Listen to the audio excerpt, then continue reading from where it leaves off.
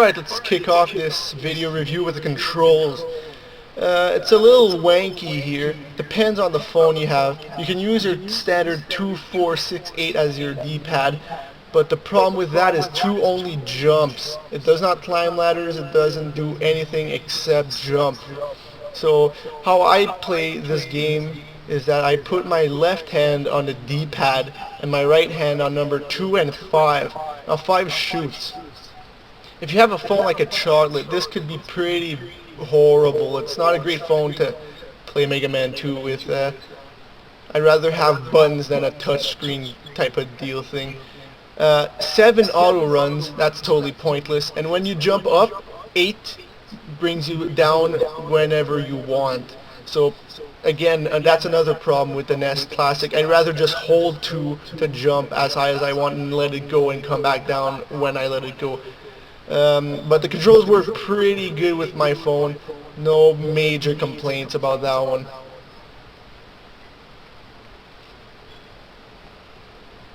Another thing is that 1 and 3 jumps diagonally, but this game or my phone, I'm not sure if my old phone was like this, but you can press more than 1 button.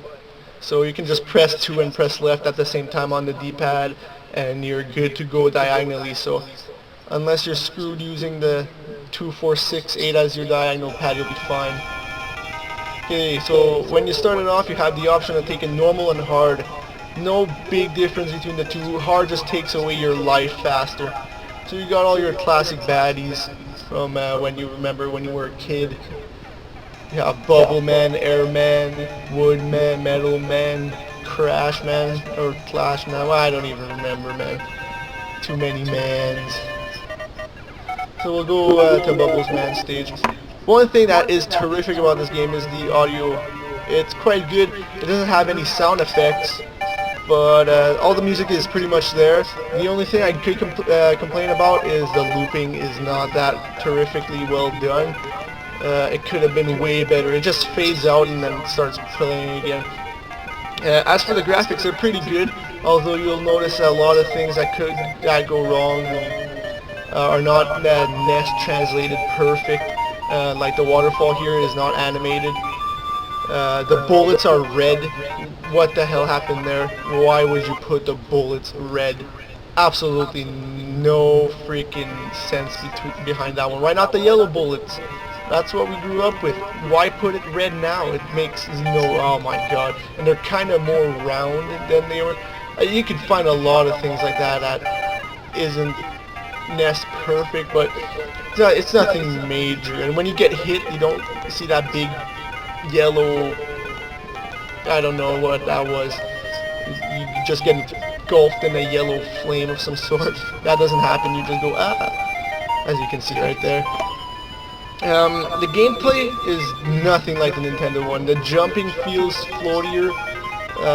When you get hit, you don't get bounced back as much. So you can just get hit and you flash for longer too. So you can just run through things if you wanted to. You could do that in the NES game too, but it wasn't as bad at all.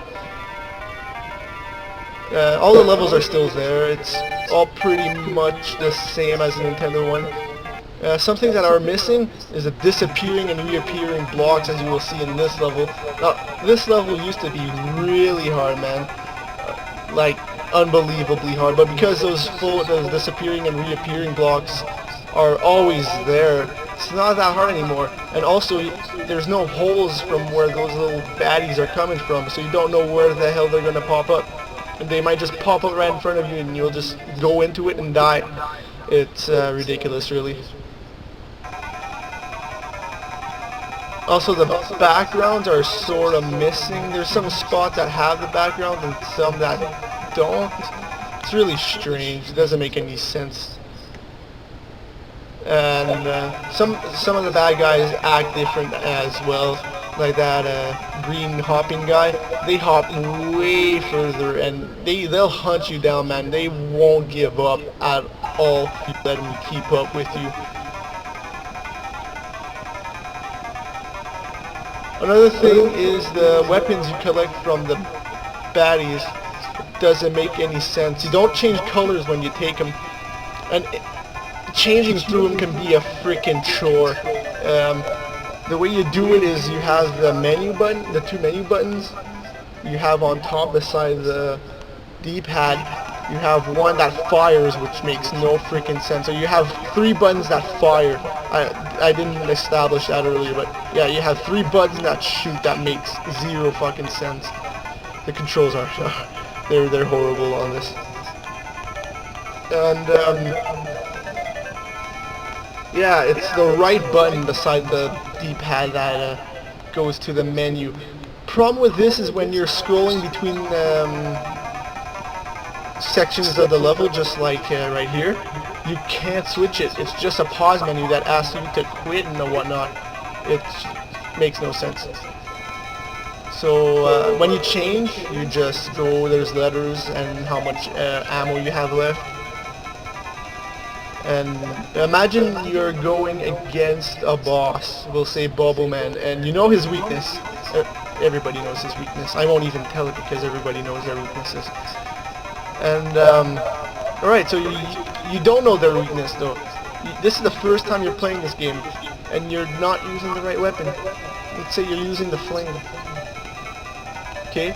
Imagine you're using the flame and you shoot it and you find out it doesn't do anything, but the flame is still on the screen and you're struggling really fast to switch weapons. You can't. If the bullet from your enemy is on the screen, you can't switch. You have to wait for that bullet to disappear and switch. It really becomes a freaking hassle. It's unreal. All the story parts are pretty much here. There wasn't a lot of it in the NES version. It ends kind of different. It's not exactly the same. It doesn't explain stuff and crap.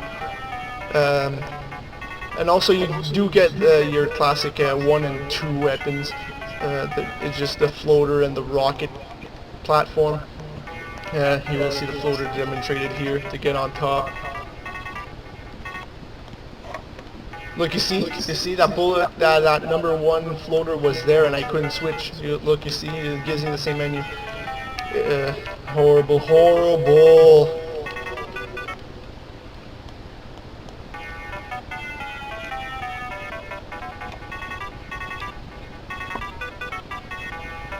But like I said, that gave you some time to listen to the music. It's pretty well done. That's probably my favorite part of the game is the music. Nintendo classic 8-bit crap. You get all that orchestrated stuff in Halo now and all the great soundtracks. This is where it's at, man.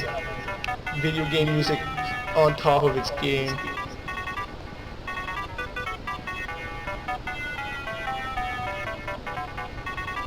Okay, so you're going through the stages.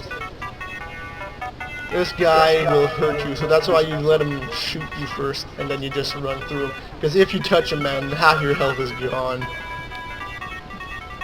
Just like that.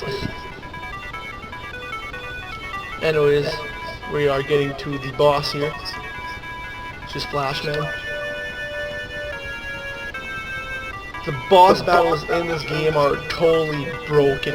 They are not like the Nintendo classics at all. The only way you'll make them hard is if you go in hard mode, but that's just because they take your health away so damn fast, your head will spin. Let's just look at it. You can just stand there and shoot him, and it doesn't get more challenging than that, really. You start flashing, just keep shooting, it doesn't really matter. He'll die.